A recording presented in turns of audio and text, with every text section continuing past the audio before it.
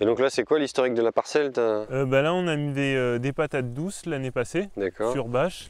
On a débâché, on a semé un couvert. Et le couvert, on l'a couché. Mais il n'était pas très haut comme ça, je crois au mois d'avril, quoi. Et on a remis la bâche, on a perforé plus de trous et on est venu mettre les patates dans les trous. D'accord, simple, efficace. Bon, bah tu verras bien à la récolte si c'est en bonne santé, quoi. Ça n'a jamais été top. Et là, du coup, on voulait assurer pour les paniers. C'était un peu long à planter, mais au moins si ça crache. Si ça crache, ça crache. Puis là, tu n'as aucune gestion de l'enherbement. Non. Le Doryphore, ça allait. Je suis passé juste avec avec l'homéopathie. Et là, je pense qu'on va débâcher et puis ramasser, quoi.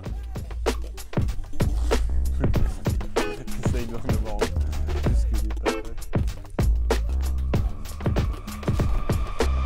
C'est magnifique, ça. C'est quoi, c'est une rosabelle, c'est un truc comme ça? Je pense que, je sais pas si c'est Cheyenne. Ou je sais plus quel autre. C'était des variétés, je m'y suis pris un peu tard, c'était que des variétés que j'avais jamais entendu le nom qui restait. Celle-là, elle est magnifique, elle a pas une gale, pas un... Si, là, il y a une toute petite... Oh, non, même pas, c'est la terre. C'est très sain, quoi. Celle-là, elle est très saine. C'est un peu le souci sur les patates. On voit qu'il y a des variétés qui supportent bien ces stratégies de sol vivant, qui globalement sortent bien sans trop de maladies, et puis il y a d'autres variétés, ça leur plaît vraiment pas. Elles se font dévorer par les cloportes, elles se font dévorer partout. On voit que dans la patate, il y a un peu de trivariétal à faire. Dès qu'on commence à avoir des sols avec beaucoup de matière unique, tout ne fonctionne pas très bien, quoi. Mais celle-là, à ce stade, elle est magnifique, quoi. Si elles sont toutes comme ça... Mais globalement, le feuillage est encore très sain, donc tu as quelques feuilles en dessous qui commencent à jaunir, mais bon, ça c'est normal. Et en hauteur, il est encore relativement sain. Bon, c'est pas du feuillage de patates industrielles où globalement c'est encore un peu plus gros, un peu plus vert, un peu plus foisonnant, mais il est quand même déjà très honnête, quoi. Et il est sain, donc tu as une bonne chance qu'en dessous, la pomme de terre soit pas trop malade non plus, quoi.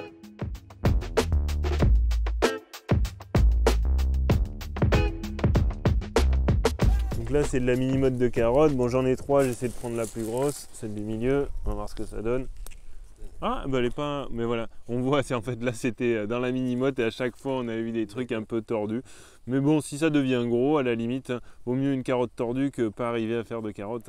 C'est déjà ça de prix. Ah, puis c'est un premier essai, allez, je me permets. Ouais, vas-y. Allez, on va bien voir. Oui, bah tu vois, ça va te donner à peu près... Et comme ça fait déjà des bottes de carottes déjà attachées. Celle-là, elle est rigolote. Donc ça, c'est les premiers essais de carottes. Bon, aujourd'hui, on a un peu trouvé la solution, si tu veux, pour résoudre ce problème. Tu as 2 paramètres, si tu veux, pour t'assurer un petit peu que ta carotte, elle va pousser bien droite. Bon, c'est déjà de faire des essais, parce qu'à la fin, c'est toujours les essais qui disent si ça marche ou ça marche pas.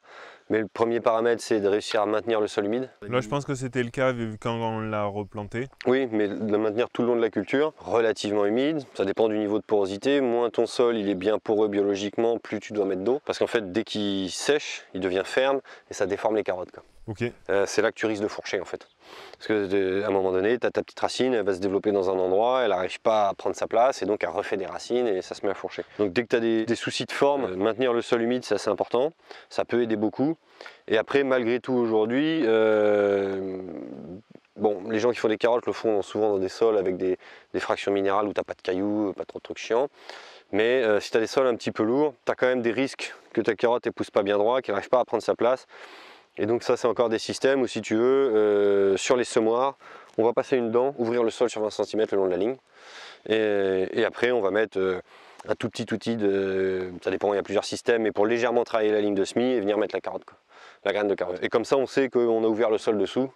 Et là, la carotte, elle va se faire plaisir, elle va descendre tout droit. Et on lui a déjà préfabriqué une place, en fait, pour qu'elle descende. En triptile? Oui, c'est ce qu'on va appeler du striptile, c'est-à-dire qu'on travaille sur la ligne. Mais le striptile, ça couvre beaucoup de techniques différentes, quoi.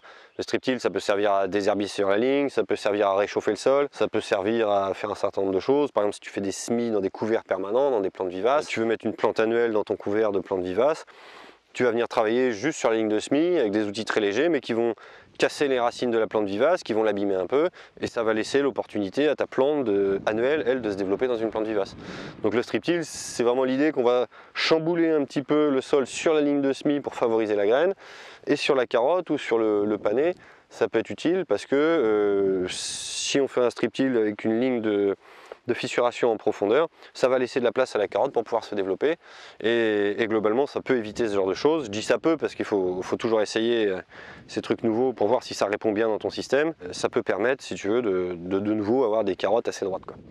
Après, très clairement, aujourd'hui, c'est encore un peu le problème de la carotte, c'est qu'il y a peu de systèmes où on peut arroser suffisamment, maintenir l'humidité suffisamment pour être sûr et certain d'avoir des carottes bien droites qu'on pourra vendre dans les supermarchés, quoi. On a besoin de progresser encore techniquement si demain on veut réussir à faire des centaines d'hectares de carottes en sol vivant pour que tout le monde mange de la carotte en sol vivant, quoi. Quand tu vois ça, tu te dis là il y a encore un peu de boulot technique.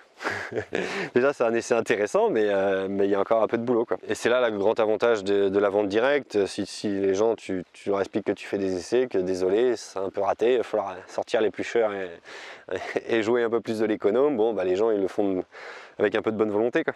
Si elles sont vraiment bonnes, ça passera. Si elles sont vraiment bonnes, ça passera, non je te le garantis, ça passera. Mais clairement après sur les filières longues, la grande distribution, ça passera pas, quoi. Ça, ils diront non, ça tu le gardes.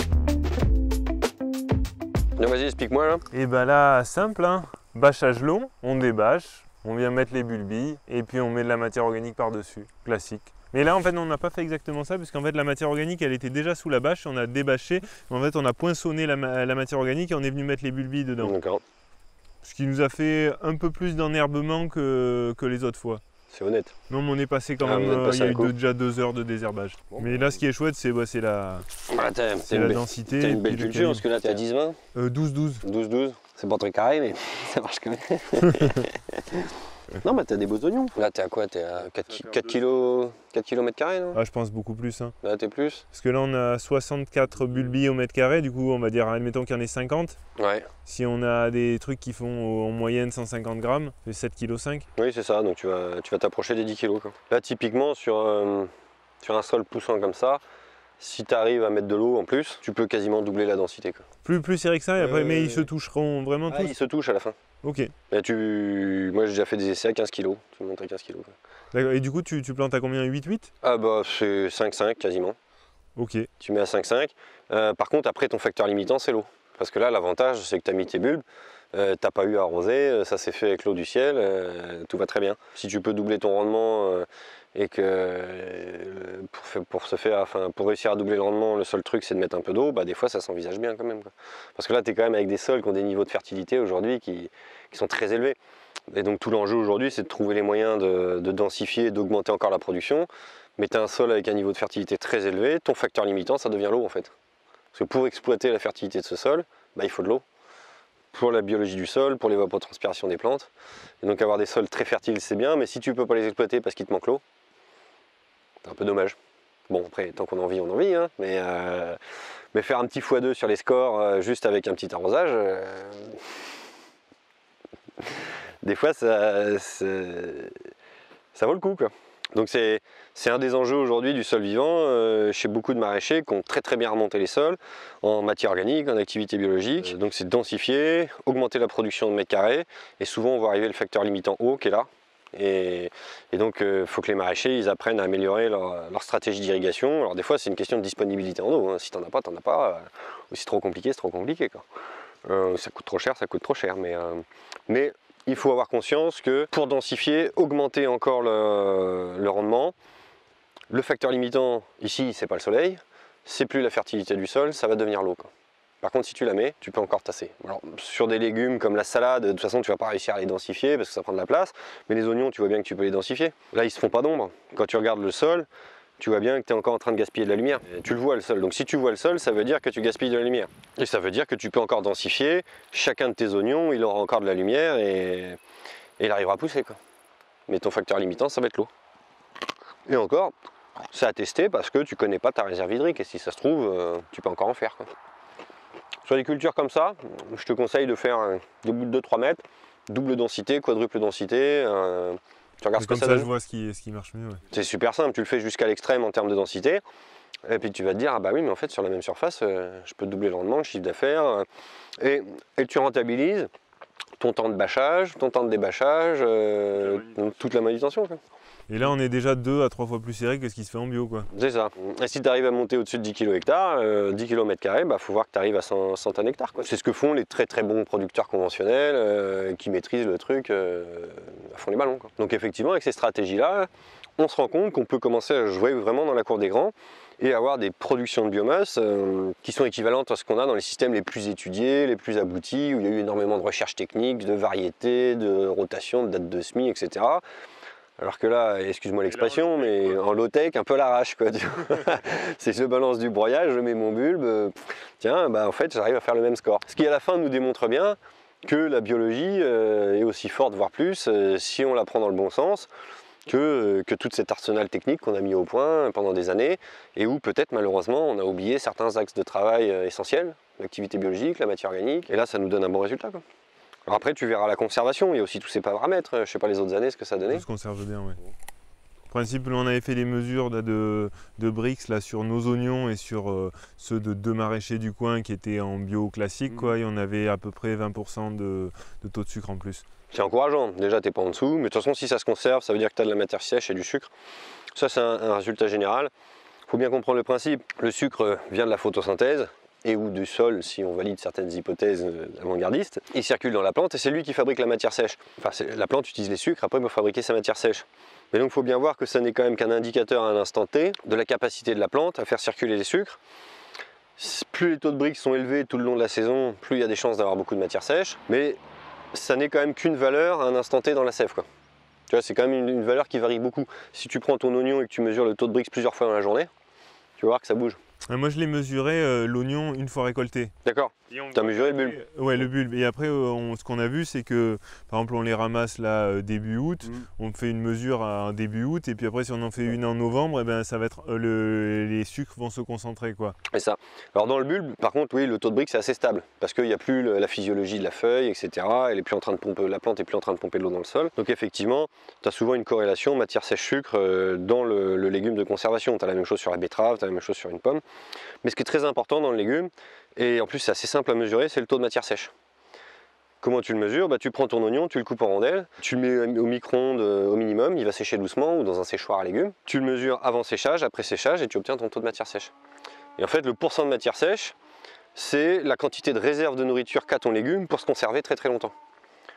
Et cette réserve de nourriture, accessoirement c'est aussi ce que tu manges et ce qui te nourrit. En fait tu piques les réserves du légume, quoi. Et donc le sucre c'est une chose, mais le taux de matière sèche c'en est aussi une autre, elle est très très importante. Moi je l'ai vu sur des collègues qui ont racheté des carottes. Je leur achetais des carottes, ils sortaient ça de leur chambre froide, on mettait ça nous dans notre cave. Au bout de 3 semaines, les carottes elles étaient complètement pourries, remplies de champignons. Alors que nous, les quelques carottes qui nous restaient, ça faisait 4 mois qu'elles étaient en cave, elles n'avaient pas bougé, quoi. Et en fait, j'ai fait une mesure de matière sèche, et là je me suis rendu compte du poteau rose, les autres c'était que de l'eau, quoi. Et donc, parce qu'il faut comprendre le truc, c'est que une racine, comme une racine de carotte, tu as la même chose avec toutes les plantes qui ont des très grosses racines, qui font des réserves pour pouvoir passer l'hiver. Elles stockent du sucre et surtout différentes matières sèches, des celluloles, des amidons, différents types de carbone dans la racine. Et ça, c'est des réserves qui remobilisent, qui retransforment en sucre quand elles en ont besoin, quoi.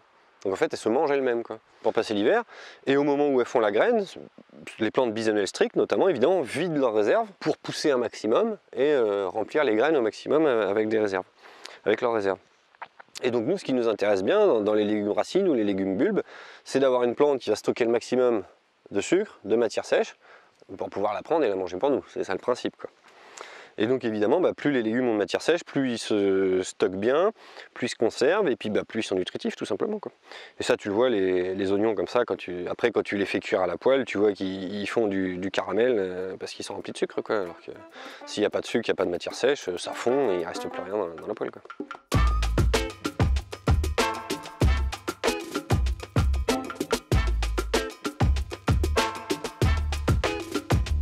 Donc qu'est-ce que tu nous as fait là? Ça ressemble un peu à une mille-pas. Voilà, il y avait un espèce de couvert qu'on avait semé à la volée, à l'automne, qui avait poussé comme il avait pu. Dans le couvert, on est venu semer des courges et du maïs, et on a rajouté 10 cm de broyat par-dessus. Moi là, je suis assez surpris de voir comment...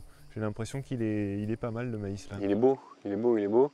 Il est hétérogène parce que les graines n'étaient pas forcément positionnées toutes... pile poil au bon endroit, parce que tu n'as pas dû mettre exactement la même épaisseur de broyat partout. Donc on voit qu'il y en a qui ont galéré un peu à sortir, mais comme tu as semé dense, non, on dirait bien. Tu as semé assez dense, il y a du monde. Mais non, ils sont pas moches pour quelqu'un qui n'est pas un maïsiculteur. C'est la première fois que ça marche aussi bien, du coup je suis assez fier, tu vois. Et tu vas voir, non, ils sont sains, ils sont pas trop malades. Il faudrait regarder de près un peu si tu vois quelque chose, mais non. Tu vois là, tu as tes coronaires qui sont en train de se former. Et donc le maïs fonctionne comme ça. Il fait des étages de racines. Et là, tu vois, tu as le nouvel étage qui est en train de s'enraciner. Et en fait, à chaque fois qu'il arrive à faire un nouvel étage, il arrive à grossir encore plus. Enfin, à se développer encore plus. Donc là, c'est en train de se développer. Là, tu as quelques pieds qui sont déjà assez costauds.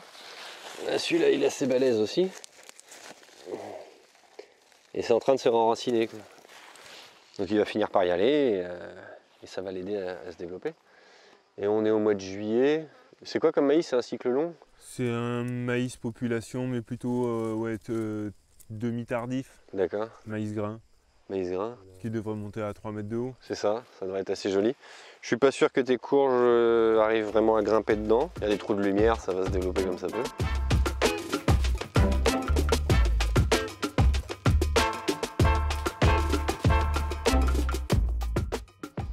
Bah ça, tu vois, ça repose, le charbon de bois, ça repose la question de c'est vivant ou c'est pas vivant. Est-ce que c'est des structures carbonées avec le vivant ou pas le vivant? Le charbon, c'est assez variable, ça peut rester dans les sols 10 ans ou 8000 ans en fait. Suivant le degré de température à laquelle ça a été cuit ou pas cuit, ça peut en fait se dégrader très vite et être bouffé par les champignons ou rester une éternité dans le sol. Là, la pyrolyse des charbons à barbecue, elle se fait à des températures de 750 degrés, du coup c'est plutôt très stable à mon avis. J'en sais rien du tout. Je crois que c'était ça, plus c'était chaud, plus c'était stable. Mais là, j'ai pas la réponse en tête. Après, ce qu'il faut comprendre, c'est que la stabilisation des matières organiques à l'échelle du millénaire, voire de 10 000 ans, c'est pas une question de stabilité chimique des molécules. C'est pas parce que tu vas mettre une molécule très récalcitrante chimiquement, très difficile à dégrader, que c'est ce qui va lui permettre de survivre des milliers d'années. Quel que soit le charbon que tu mets, en 100 ans, enfin en quelques siècles, il finira par être bouffé. Si tu veux vraiment que ça soit stable très très longtemps dans le temps, il y a peut-être des formulations chimiques qui permettent que ça soit stable très très longtemps, mais le mécanisme qui permet de stabiliser la matière organique très longtemps dans le sol, c'est en fait un mélange des matières organiques dans l'infiniment petit, dans les argiles notamment. C'est-à-dire que si tu prends une cellule, une bactérie ou un filament de champignon qui va essayer de se nourrir dans le sol, imaginons qu'il a cette taille-là, ce qu'il faut voir à côté, c'est qu'un feuillet d'argile, c'est tout petit, tout petit. Et donc si par exemple un ver de terre a brassé du minéral et de l'organique, tu as réussi à coincer un petit bout d'organique dans le minéral, bah, ta grosse cellule à côté, ta grosse bactérie, elle ne va pas réussir à aller manger la matière organique, elle ne va pas réussir à envoyer ses enzymes, à utiliser tous ces mécanismes de nutrition pour bouffer la matière organique qui est disponible dans le sol parce qu'elle est protégée par les argiles. Et ça se passe à une échelle plus petite que la cellule, mais vraiment beaucoup plus petite. Et donc ces matières organiques-là, qui sont coincées dans les argiles, puis un peu, il y a aussi d'autres mécanismes qui permettent de les stabiliser, mais peu importe, c'est le principal mécanisme. La matière organique, elle est broyée très finement à l'échelle du millième de micron, elle est mélangée dans les argiles, et ça, l'activité biologique du sol n'arrive pas à aller le manger parce que ça se passe à une échelle beaucoup trop petite. Alors c'est assez compréhensible si on essaie d'illustrer la chose. Si tu veux manger un bol de riz, et puis que le bol de riz, tiens, on l'étale dans la prairie là, pour te nourrir, ça va être compliqué, parce que tu vas devoir aller fouiller, chercher chaque grain de riz, ils sont dispersés, et donc tu vas possiblement mourir de faim avant d'avoir réussi à récupérer tous tes grains de riz. Et bien dans le sol, c'est exactement ce qui se passe. Ça se passe à une échelle trop petite, donc les bactéries, les champignons, ils galèrent pour aller manger la matière organique, et en fait, des bouts de matière organique qui sont coincés dans les argiles comme ça, parce qu'ils ont été remués par X bestioles, dont souvent les vers de terre, en fait, elle peut rester des milliers d'années comme ça, à pas bouger, il se passe rien, quoi, tu vois. Et en fait, quand on reconstruit biologiquement les sols, c'est ça qui est le plus long à obtenir, c'est de remélanger l'intégralité du minéral, l'intégralité des couches d'argile avec de l'organique pour restructurer le sol. Et ça, aujourd'hui, il y a peu d'études là-dessus. Moi, j'ai l'impression, si tu veux, que pour vraiment refabriquer des humus très stables dans le temps, qui vont vraiment faire éponge, stocker les nutriments, faire le complexe argile-humique, ça demande plusieurs décennies au ver de terre pour remuer, mélanger. Parce que quand tu commences à reconstruire ton sol, tu pars d'un bout de bois de cette taille-là, et que tu veux prendre des petits fragments de cette matière organique et aller la mélanger dans les argiles à l'échelle du millième, du millionième de millimètre, ça veut dire qu'il faut découper ce bout de bois en un milliard de morceaux, un milliard, je sais pas combien de morceaux, et ensuite il faut aller le diffuser dans le sol. Et donc ça, c'est la biologie qui le fait, quoi. Alors des fois même, c'est le champignon qui mange le bois, qui récupère le carbone du bois, pour faire ses filaments, pour faire ses structures cellulaires. Et ce sont ces structures cellulaires qui vont être remélangées dans les argiles, quoi. Parce qu'un champignon a bouffé un ver de terre a mangé le champignon et l'a mélangé aux argiles. Mais il faut bien comprendre que refabriquer le complexe algémique, la matière organique stable du sol, c'est bien un mécanisme de diffusion et de retransformation du carbone. Je mets le bout de bois, il est découpé, en partie consommé par l'activité biologique du sol, il est découpé en 1000 petits morceaux, et à la fin du processus, il est mélangé dans l'infiniment petit des argiles, quoi. Et là, tu as reconstruit ton sol, quoi. Mais c'est un processus qui est long. Et aujourd'hui, on manque un peu d'études pour savoir combien de temps ça prend, dans quel contexte, etc., etc. Mais ce qu'on a compris, nous, sur quelques essais que j'ai faits, c'est que, bon, on fait avec les moyens du bord, hein, mais je m'étais amusé à prendre des broyats broyés extrêmement finement. Et je trouvais que très vite, les sols étaient beaucoup plus stables, parce qu'en fait, j'avais des morceaux de bois beaucoup plus petits, et donc le minéral et l'organique étaient beaucoup plus proches. Et je trouvais que les transferts de carbone entre le minéral et l'organique se faisaient mieux. Bon. Après, c'est des observations comme ça. Je pense qu'il faudrait des études un petit peu sérieuses pour confirmer ça. C'était déjà l'intuition de Jean Pin sur son broyeur qui déchiquetait fin et pas... C'était déjà l'intuition, c'est qu'avec des matières organiques fines, on va rapprocher le minéral de l'organique et ça va plus vite reconstruire le sol. Il y a quelques études qui nous expliquent bien ces mécanismes d'entropie et d'augmentation de l'entropie du sol, de mélange du minéral et de l'organique. Mais c'est encore un sujet assez nouveau en fait. Mais c'est important pour nous, pour comprendre à quel rythme on va reconstruire les sols, quoi. Et à quel moment justement tu peux te dire bah, j'ai assez reconstruit mon sol, mon complexe organo-minéral il est bon, c'est bon, je lève le pied, j'ai plus qu'à nourrir un peu mes vers de terre, mais j'ai bien restructuré mon sol. Et il y a aussi une question de rythme, tu vois, on a envie d'aller vite au début donc on en met beaucoup, mais est-ce qu'on sait que c'est le plus optimum pour reconstruire le sol, quoi? On se doute que plus on en met, mieux ça va fonctionner au bout d'un moment, quoi. Mais est-ce que ça se trouve, on en mettrait moitié moins, ça irait tout aussi vite pour reconstruire vraiment le sol, tu vois. C'est des curseurs qu'aujourd'hui on ne sait pas placer correctement, donc on en met beaucoup, ça marche, puis ça coûte pas si cher, donc tout va bien, quoi.